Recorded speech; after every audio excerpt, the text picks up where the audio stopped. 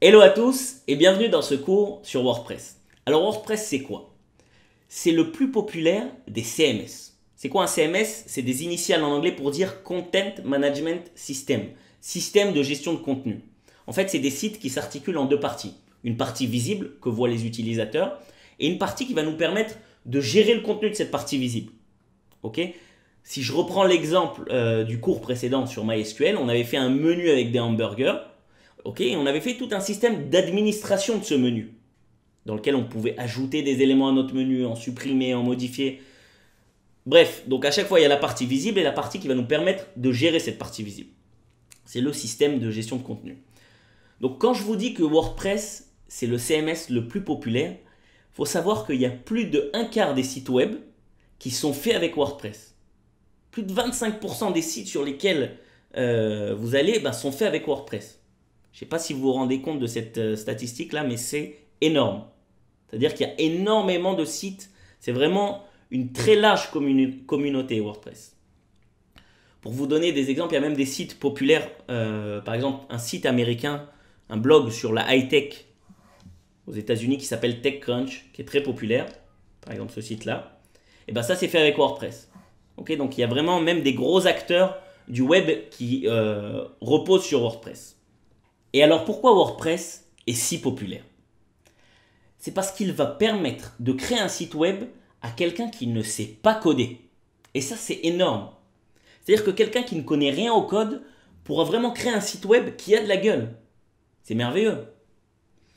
Bon, je vous rassure, pour tous ceux qui ont fait la formation développeur web avec moi depuis le début, quelqu'un qui sait coder, ça sera un roi dans WordPress. Ok? Parce que c'est quoi WordPress au final? C'est un ensemble de fichiers PHP reliés à une base de données MySQL. Et qu'est-ce que je vous ai enseigné dans la formation développeur web? Exactement ces langages, ok? Ainsi que tous les langages du web comme HTML, CSS et tout le reste. Donc au final, le fait de savoir coder, ça va vous faire comprendre l'envers du décor. Et lorsque vous chercherez vraiment à personnaliser vos sites basés sur WordPress, eh ben, vous le ferez tchic-tchac. Parce que vous comprenez ce qui se passe derrière. Vous savez c'est quoi du code PHP, vous savez comment marche le CSS. Et tout ça, ça va vraiment être pratique pour personnaliser un site basé sur WordPress. Mais au-delà de ça, c'est-à-dire que même pour les développeurs web, WordPress représente un sacré avantage. Je vais essayer de vous lister un petit peu les avantages que je vois moi personnellement dans WordPress. Premièrement, c'est un gain de temps énorme. Ok ? Si un client vous demande un site web basique dans lequel il pourra gérer quelques catégories, bref, gérer un petit peu son contenu de manière basique, et que vous pouvez le faire avec WordPress, il n'y a pas à hésiter. Parce que imaginez que le faire avec WordPress va vous prendre quelques heures, et le faire vous-même, le coder de A à Z, ça peut vous prendre des semaines. Donc là, il faut s'arrêter et être un petit peu intelligent et se dire, attends, mon but c'est quand même de gagner du temps sur mes résultats. Donc, si vous pouvez utiliser WordPress, il n'y a pas à hésiter, utilisez WordPress, si ça va vous faire gagner du temps, ça vaut le coup. Le deuxième avantage, c'est au niveau du design.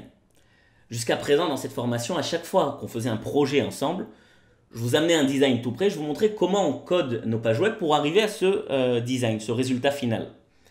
Mais imaginons qu'un client vient vous voir et qu'il vous demande un site web, mais il n'a pas d'idée sur le design qu'il veut. Ok? On n'a pas appris à designer un site web, on a appris à coder des sites web.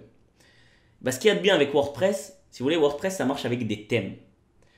C'est-à-dire qu'il y a votre site web et vous lui appliquez un thème spécifique dessus, un design plus ou moins, on peut dire, sur votre site web. Et bien, comme vous allez vous balader et chercher des thèmes qui ont déjà été préparés pour vous, c'est-à-dire des designs qui ont déjà été préparés pour vous, et ben vous n'aurez pas à vous casser la tête sur le design de votre site web, puisque le design viendra avec le thème. Bon, bien sûr, vous pourrez personnaliser ce design, mais le gros du travail sera déjà fait puisqu'il sera présent au sein du thème que vous choisirez. Là encore, WordPress, ça va nous simplifier la vie parce que ça va nous enlever le casse-tête du design. Okay, en tous les cas, énormément nous le simplifier. Alors dans ce cours, je vais vous montrer tous les détails de WordPress. On va voir vraiment comment WordPress est construit de manière modulaire. C'est-à-dire que, par exemple, si on prend le sujet des thèmes, il y a plus ou moins, on va dire, des bibliothèques de thèmes dans lesquelles vous pouvez aller choisir un thème et l'appliquer à votre site web.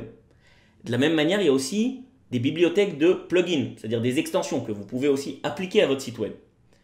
Tout ça, c'est, si vous voulez, pour vous montrer comment l'infrastructure est très modulaire. C'est-à-dire que vous pouvez prendre tel élément à droite, tel élément à gauche et vous créez, votre propre site web à partir de ces Legos-là. Okay, qui sont des plugins, des thèmes, des widgets. Bref, maintenant ce qu'il faut savoir, c'est que quelqu'un qui sait coder, il peut aller encore bien plus loin. Tout simplement qu'il peut lui-même créer ces Legos. C'est-à-dire qu'il peut créer un thème, il peut créer un plugin. Ok, donc je voulais juste bien mettre au point. Dans ce cours, je ne vais pas parler de ça. Je ne vais pas parler de comment on va créer un plugin, comment on va créer un thème. Par contre, je vais montrer que quelqu'un qui sait coder, des fois, il peut aller un petit peu plus loin en personnalisant bien plus son site web. Ok, ou du moins en comprenant ce qu'il fait quand il le personnalise son site web. Voilà, donc c'est tout pour cette vidéo sur qu'est-ce que WordPress. Je vous souhaite un très bon cours.